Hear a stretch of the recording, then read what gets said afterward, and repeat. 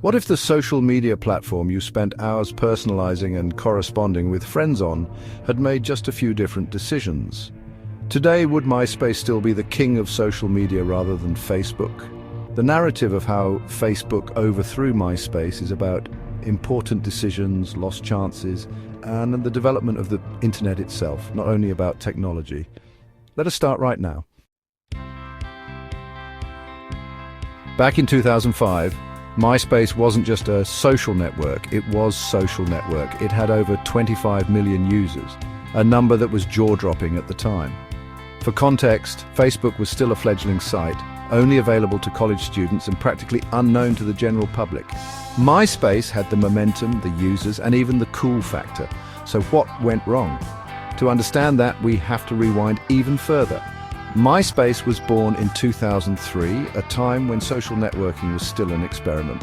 Its founders, Chris DeWolf and Tom Anderson, wanted to create a platform that combined features from sites like Friendster but with fewer restrictions.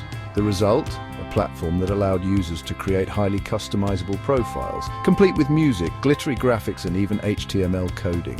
It was chaotic, but it was fun, and people loved it. Meanwhile, in a dorm room at Harvard, a young Mark Zuckerberg was building something very different.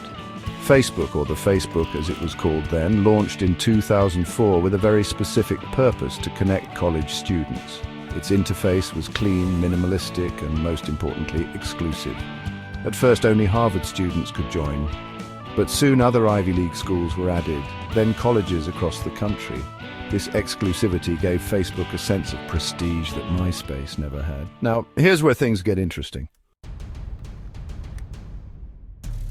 In 2005, MySpace was acquired by News Corporation, Rupert Murdoch's media giant, for $580 million. At the time, this seemed like a brilliant move. With the backing of a global media powerhouse, MySpace had the resources to dominate the social media landscape. But this decision came with consequences. News Corp was more focused on monetizing MySpace through aggressive advertising rather than improving the platform for users. Banner ads became intrusive and frequent, driving users away. Meanwhile, Facebook made a critical decision that changed everything: the introduction of the news feed in 2006. At first, the news feed was controversial. Users were uncomfortable with how their activity was suddenly displayed for all to see, but Zuckerberg and his team stuck to their guns, recognizing that the news feed made Facebook more engaging by transforming it into a real-time, personalized experience. Over time, users grew to love it. MySpace, on the other hand, clung to its old ways, focusing on static profiles rather than dynamic interactive content. Another key decision was Facebook's approach to scalability. Zuckerberg understood that Facebook needed to grow beyond its niche college audience to survive.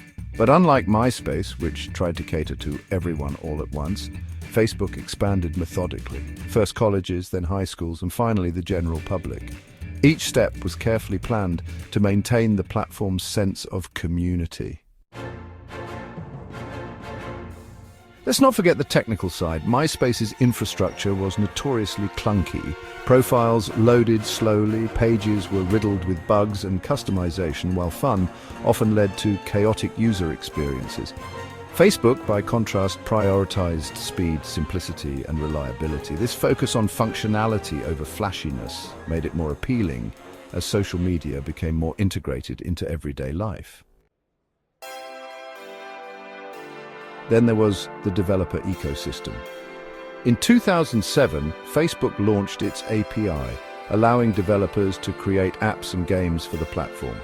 This move not only enriched the user experience, but also made Facebook indispensable to third-party businesses.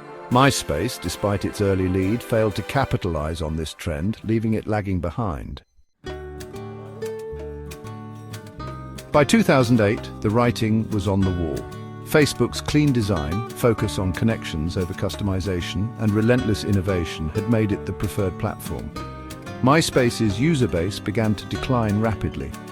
And while it tried to pivot, redesigns, new features, even a focus on music, none of these moves could reverse the damage. So what can we learn from this story? MySpace's downfall wasn't inevitable. It was the result of decisions, both good and bad, that determined its fate. Facebook's rise wasn't just about luck, it was about understanding what users wanted before they even knew it themselves. And here's the kicker. We're still seeing these dynamics play out today in a world where platforms like TikTok, Instagram, and Twitter are constantly vying for our attention. The lessons from Facebook versus MySpace are more relevant than ever. With that said, thanks for watching, and until next time.